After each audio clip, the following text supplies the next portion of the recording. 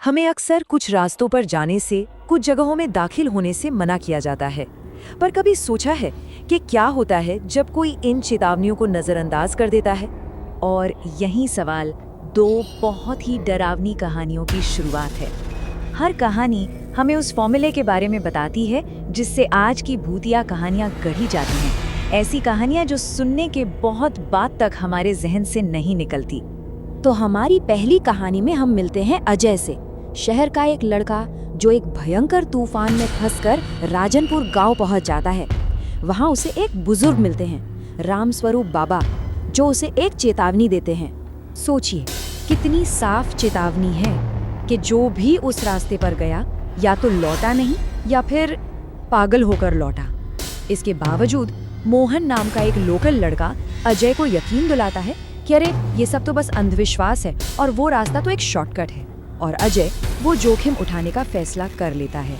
और फिर उस अंधेरे कीचड़ भरे रास्ते पर अजय की मुलाकात होती है एक औरत से, सफेद साड़ी पहने हुए।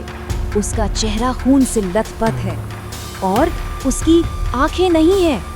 वो अजय से सिर्फ एक बात कहती है, मुझे मेरे कातिल तक ले चलो। तो असल में ये राधा की आत्मा थी जो इंतजार कर रही थी।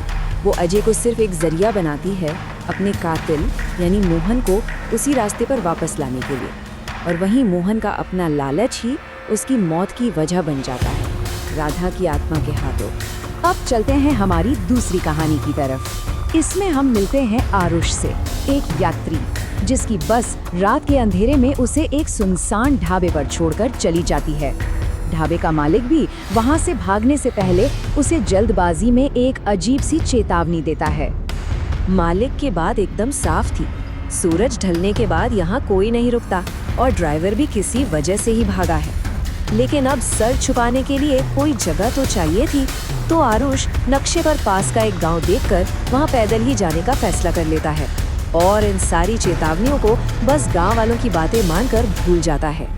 जैसे ही वो उस अंधेरे खामोश गांव के पास पहुंचता है, किशन नाम का एक लड़का उसे फिर से रोकता है कि अंदर मत जाओ।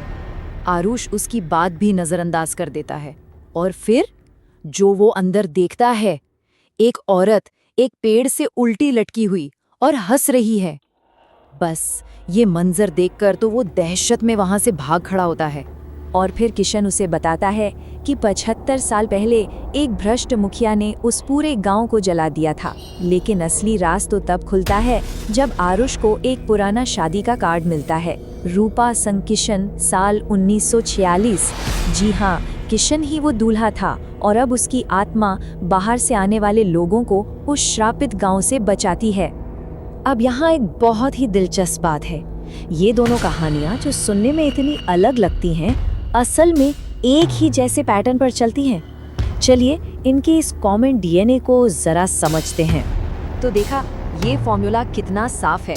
एक बाहरी इंसान चेतावनी को नजरअंदाज करता है, फिर वो किसी पुरानी दर्दनाक कहानी का हिस्सा बन जाता है और आखिर में एक ऐसा चौंकाने वाला ट्विस्ट सामने आता है जो हर चीज को एक नया मतलब दे देता है। तो सवाल ये है कि इन कहानियों की हमारे ऊपर इतनी गहरी पकड़ क्यों होती है? बात सिर्फ अचानक से डर जाने की नहीं है। असल में ये डर किसी बहुत गहरी चीज तक पहुंचने का एक जरिया है।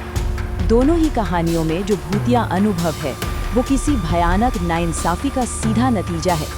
राधा अपने हत्यारे से बदला ले रही है और गांव की आत्माओं ने अपने ऊपर जुल्म करने वाले को सजा दी। तो एक तरह से ये भूत की कहानियाँ असल में इंसाफ की लोक कथाएं बन जाती हैं।